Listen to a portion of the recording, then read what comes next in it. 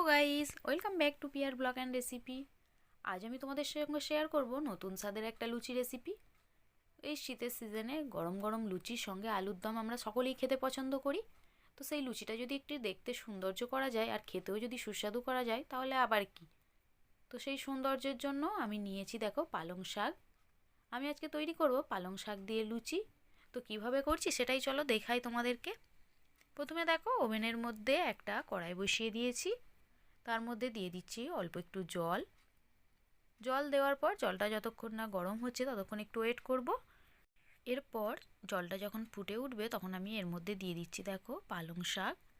আমি এখানে কিছুটা পালং শাক আগে থেকে ধুয়ে জল ঝরিয়ে রেখে দিয়েছিলাম, সেটাই এর মধ্যে দিয়ে দিচ্ছি।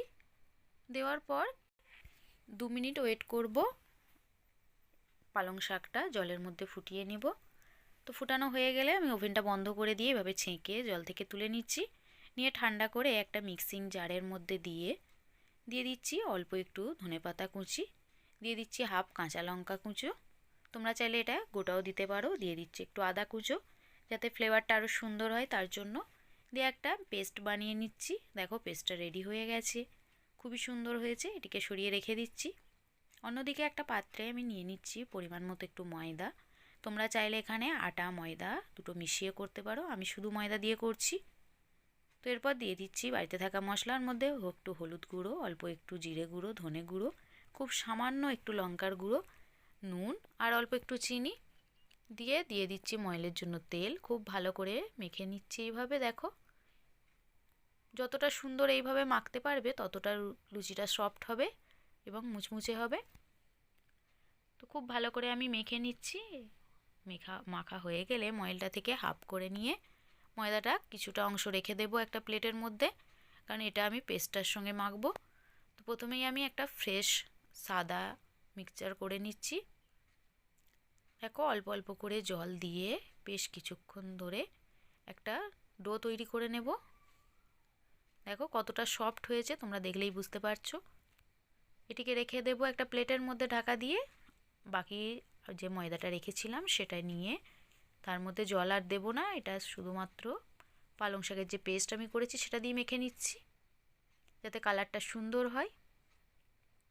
তোমাদেরকে বলেছিলাম বন্ধুরা এটা একটা ইউনিক রেসিপি, বাচ্চা থেকে বড় সকলেই এটা পছন্দ করবে। যদি এইভাবে তৈরি করে দেওয়া হয়, যে বাচ্চা খেতে চাইবে না সেও কিন্তু খেয়ে নেবে। তো বন্ধুরা শুধু দেখে চলে যেও না, যদি দেখতে দেখতে ভালো লাগে তো আমার চ্যানেলটিকে অবশ্যই সাবস্ক্রাইব করো, লাইক করো, শেয়ার করো আর ছোট্ট কমেন্ট করে জানিও কেমন লাগলো। এরপর আমি সাদাটা ফার্স্ট এইভাবে বেলে নিচ্ছি একটু আটা দিয়ে। পালং শাকের পেস্ট দিয়ে যেটা ডো বানিয়ে রেখেছিলাম সেটাও বেলে নিচ্ছি এইভাবে। বেলে নেওয়ার পর দেখো কতটা সুন্দর হয়েছে। একটার সঙ্গে একটা এইভাবে একটু করে দিয়ে সুন্দর করে একটা রোল দিয়ে নেব। দেখো একটার ওপর একটা দিয়ে একটা রোল তৈরি করে নিচ্ছি এইভাবে। খুবই সহজ প্রসেস বন্ধুরা। করার পর এবার আমি একটা ছুরির সাহায্যে সুন্দর করে কেটে নিচ্ছি। দেখো সব কটা এইভাবে কেটে নিচ্ছি, প্রত্যেকটা লেয়ার পরিষ্কার বোঝা যাচ্ছে, তোমরা দেখলেই বুঝতে পারবে। দেখো কি বলবো, জাস্ট ওয়াও, দেখো কতটা সুন্দর দেখতে হয়েছে না বন্ধুরা। তোমরাও এইভাবে বাড়িতে ট্রাই করো, বাচ্চারাও খেতে চাইবে। এরপর একটু করে আটা দিয়ে এইভাবে সুন্দর করে বেলে নিচ্ছি।